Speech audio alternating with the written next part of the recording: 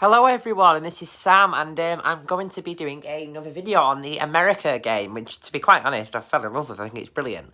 It's just a brilliant game. Hats off to Historical Board Gaming for this. I mean, I've seen this game for a long time. Obviously, it went out of stock for a while. I said this in my last video, and then it's come back in stock now. Clearly, another print, and there's a lot out there still. So if anyone thinks about picking this up, it's a brilliant game. But today I've got the one expansion set, the only one I'm going to buy because some of them are free, but you get if you had them all, the game would be too complicated for how big it is. But this is a neat expansion set which not only can be used for this game, but I can also use the units for other games just for cool.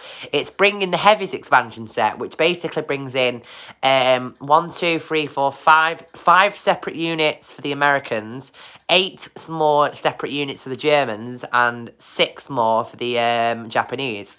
The only thing that I've realised though, and they've just added this as an option on the Historical Board's website, and I'm a little bit annoyed by this, but it's not the end of the world. The colour. The current print that the America board game has done has basically the Germans in grey, in like dark black, the Japanese in yellow, and the Brits in a tan. The Americans in tan. When this expansion set originally is the same colours as the original print, which had the Americans as green, the Germans as like grey, and the Japanese as orange. I ordered them like this, and I didn't realise that. Now, I've just checked, they've added the option of having these, but in the colours of the current nations, which is, it's not the end of the world. I prefer the current colours of these, but in a way, though, it kind of makes them stand out, which is going to be kind of important because they're expansion units. But anyway, I'm going to go over them now and talk to you a bit about each unit, what the represent. I just think they're really cool. If you can see over there, there's all the units there. They're some neat units. They're not too pricey as well to pick up, and there's 5 of each unit. So altogether, I've calculated that's 100 separate pieces that you add to the game, which is kind of amazing, and they're all unique in scope. But they're really good, and they can be used for other games and stuff. If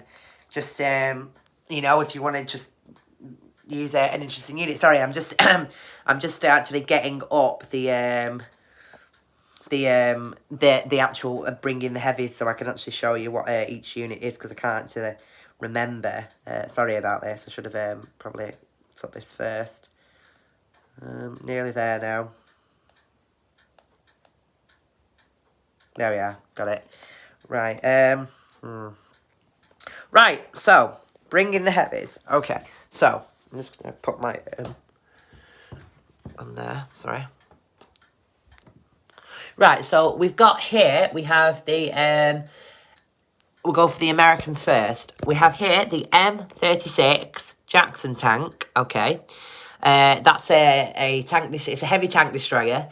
And basically, I'm not going to go into detail. It kind of, I know if you understand the rules, it basically allows that if it hits on a 1 or a 2, it can then take, the enemy has to take a tank unit as a casualty, which is a heavy tank, medium tank, any tank basically. However, that'll come into in a minute. I'll tell you in a second. Be quite quick, Lise, because a lot. The M6 tank is kind of outdated by the time this game started. It's basically, it does not get a look shot. It can only move 1, but it's quite better on defence than the original medium tanks. We've got kind of one of the coolest units. We've got the B-47 nuclear bomber. This is kind of unbelievable, ridiculous how powerful this is. It basically rolls 3 dice and has an 8. Hits on an 8 or alert, and then all 3 dice, if they miss, can be re-rolled again because they have a heavy payload, which basically means this bomber has a guaranteed of 3 hits. If it's not hit, however, it costs a lot. We've then got the super heavy T-28 super heavy tank. The only thing it can do that's slightly better than the other heavy super heavy tank is it cannot be chosen as a casualty for a luck shot. And then we've got the P-59, which basically trades range for weapons. It's slightly fast. It can move more than the original fighter in the game. So yeah, and then these units here, we've got basically some... the Germans are the most coolest, actually. I think... We've got the, we'll start off with the Air Force. We've got the M264 America. These bombers are flying from the Atlantic. And what are their combat It will automatically return after M64s. Remove it. No, these are not heavy and therefore do not have a heavy payload. So these bombers do not re-roll their attack, but they get to roll 2 dice. I'm pretty sure. I think they do. Oh no, do they? What's the? Oh no, they don't. No. So these are just heavy bombers. They roll at an 8. They're decent. They're just there for the beginning of the game, basically to hit the coastal cities a bit harder, so it's a bit of an advantage for the Axis. And then we've got the E55 bombers here, which are really cool. And these the German player receives 1 free for every 20 victory points the Allies have. And these are not heavy bombers and do not have a heavy payload again. But these are for free, obviously. And obviously, they roll at an 8 or less and defend at an 8 or less and have unlimited movement.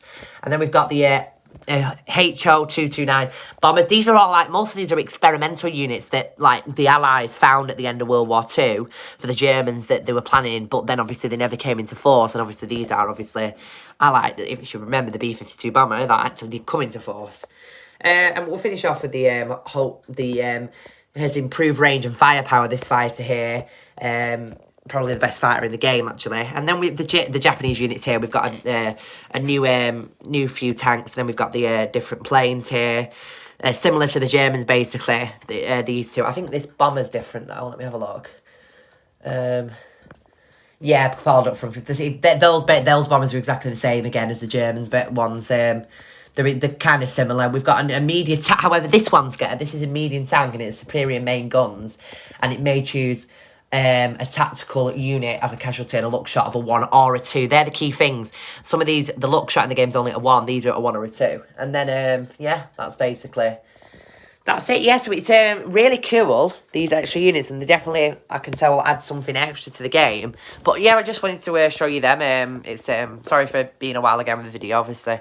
Currently on summer now because I've just finished college, even though I've not been inside college for, well, 4 months nearly. In March, no, it's a bit less than that. It's about 3 months. 3 months and 2 weeks. I've not actually been in college during my academic year. So, you know, for you Americans, that's their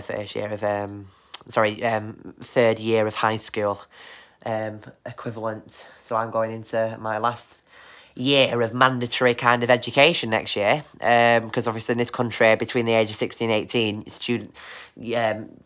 people my age have to be in either some sort of education, either an apprenticeship or like working on the job or